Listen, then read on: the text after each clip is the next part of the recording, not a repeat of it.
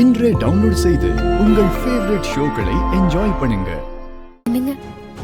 என்ன அது உங்களுக்கும் கௌதம் மாமாக்கும் முறை செய்ய அப்பா ஒரு மோதிரமும் ஒரு செயினும் எடுத்திருக்காரு.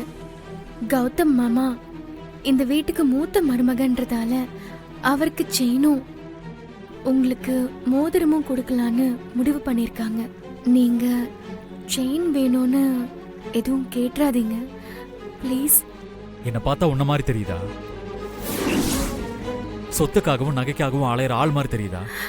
இல்லங்க, எனக்கு உங்க செயினும் வேணாம் மோதிரமும் வேணாம்.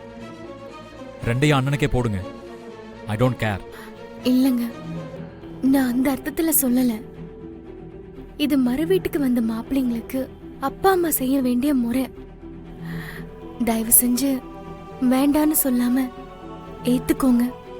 எப்போ எப்படி நடந்துக்கணும்னு எனக்கு தெரியும். நீ சொல்ல வேண்டிய அவசியம் இல்லை.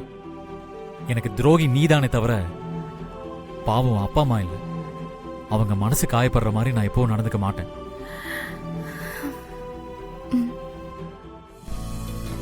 கல்யாணத்துலதான் மாப்பிள்ளைங்களுக்கு என்னால எதுவும் செய்ய முடியல. அண்ணாமலையும் அதுக்கு இடம் கொடுக்கல. இப்போ மறுவீடு விசேஷத்துல எங்களால முடிஞ்சது ஏதோ அதை பிரியப்பட்டு செய்யறோம்.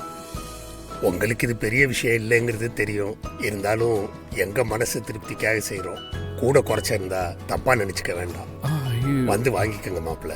வாங்க அண்ணா, எங்க பிள்ளைங்க என்னைக்கும் உங்களை தப்பா நினைக்கவே மாட்டாங்க. வாங்க வாங்க அண்ணி, வாங்க அண்ணி, உள்ள வாங்க அண்ணி, வாங்க வாங்க. நல்ல நேரத்துக்கு தான் வந்திருக்கீங்க. நீங்களும் வந்து பிள்ளைங்கள ஆசீர்வாதம் பண்ணுங்க. எங்களோட ஆசீர்வாதம் அவங்களுக்கு என்னைக்கும் உண்டு. நீங்க ஆசீர்வாதம் பண்ணுங்க. கௌதம், வருண், நீங்க 2 பேரும் அவங்க உங்க வைஃபோட மாமா அத்தை கால்ல விழுந்து ஆசீர்வாதம் வாங்கிக்கோங்க.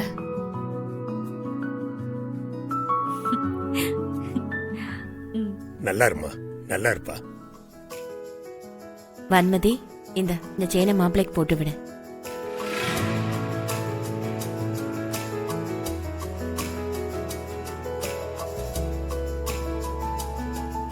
வெண்ணிலா, வருண், நீங்களும் ஆசீர்வாதம் வாங்கிக்கோங்க.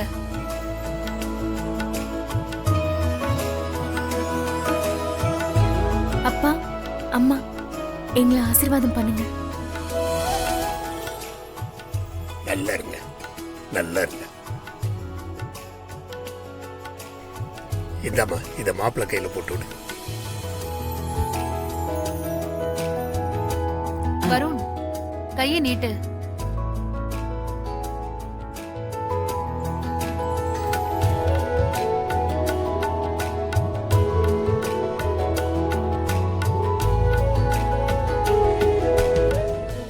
Sir, excuse me sir.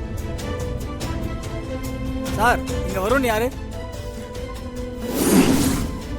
என்னாச்சு சார்? அவர் மேல ஆள் கடத்தல் கேஸ் ரெஜிஸ்டர் ஆயிருக்கு. அரெஸ்ட் பண்ண வந்திருக்கோம்.